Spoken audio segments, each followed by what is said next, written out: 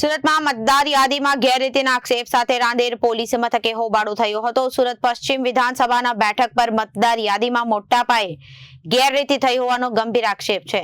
સ્થાનિક અગ્રણી શેખ મોહમ્મદ સોહેલ દ્વારા રાંદેર પોલીસ સ્ટેશનમાં લેખિત ફરિયાદ કરવામાં આવી। આક્ષેપ છે કે ફોર્મ નંબર 7 મતદાર યાદીમાંથી નામ રદ કરવાના ફોર્મ ખોટી રીતે ભરવામાં આવ્યા છે। સુરત પશ્ચિમ વિધાનસભા બેઠક પર મતદાર યાદીમાં મોટા પાયે ગેરરીતિ થઈ હોવાનો ગંભીર આક્ષેપ કરવામાં આવ્યો છે। સ્થાનિક અગ્રણી શેખ મોહમ્મદ સોહેલ દ્વારા રાંદેર પોલીસ સ્ટેશનમાં લેખિત ફરિયાદ કરવામાં આવી હતી। આક્ષેપ છે કે ફોર્મ નંબર 7 મતદાર યાદીમાંથી નામ રદ કરવાના ફોર્મ ખોટી રીતે ભરવામાં આવ્યા છે। કુલ 9617 જેટલા વાંધા અરજીના ફોર્મ શંકાસ્પદ રીતે ભરાયા હોવાની વિગતો સામે આવી છે। માત્ર 22 જેટલી વ્યક્તિઓ દ્વારા આટલી મોટી સંખ્યામાં ફોર્મ ભરાયા હોવાનો દાવો ફરિયાદમાં ભાજપના કાર્યકર સન્ની ભગતનું નામ અને ફોટા સાથેના પુરાવા રજૂ કરાયા હતા। આક્ષેપ મુજબ સન્ની ભગત નામના વ્યક્તિએ 35 થી વધુ બૂથમાં વાંધા અરજીઓ કરી છે। સ્થાનિકોનું કહેવું છે કે આ વ્યક્તિ તેમના વિસ્તારનો નથી અને કોઈને ઓળખતો પણ નથી। ખોટા એફિડેવિટ અને વાંધા અરજી કરનારાઓ સામે 1 વર્ષની સજાની માંગ કરવામાં આવી છે। રાંદેર પોલીસે તપાસની ખાતરી આપી અને ચૂંટણી પંચ સાથે સંકલન સાધી આગળની કાર્યવાહી હાથ ધરી છે। જી, આપણું નામ? મારું નામ શેખ મોહમ્મદ સોહેલ છે।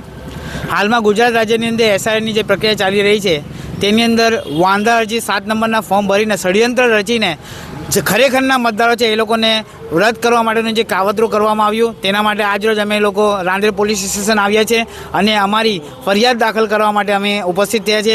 જેની અંદર આજરોજ અમે પીઆઈ સાહેબને વિનંતી કરી છે કે જે 7 નંબરના ખોટી રીતે ષડયંત્ર રચીને એક સાથે જે ફોર્મ ભરવામાં આવ્યા છે તેની સામે તપાસ કરવામાં આવે અને એક વ્યક્તિ 35 બૂથની અંદર જ્યારે પોતાના વાંધા લેતો હોય તે વ્યક્તિ અમને ઓળખતો પણ નથી, અમારી જગ્યામાં આવેલો પણ નથી, અમને કોઈ જગ્યાએ જોવા પણ મળતો નથી। એવા વ્યક્તિએ અમારી સામે વાંધો લીધો છે તો એવા 7 નંબરના ફોર્મ રદ કરવામાં આવે અને ખોટી રીતે જે ફોર્મ ભરવામાં આવે છે એની અંદર કાનૂની પગલાં લેવામાં આવે અને જે કંઈ બીએનએસની કલમ છે એની સામે એ લઈને એની સામે એફઆઈઆર દાખલ કરવામાં આવે। જેના માટે ફોટો પણ બતાવ્યો છે। કોણ છે વ્યક્તિ? આ જે વ્યક્તિ છે તમે જોઈ શકો છો એની અંદર આ સન્નીભાઈ ભગત છે।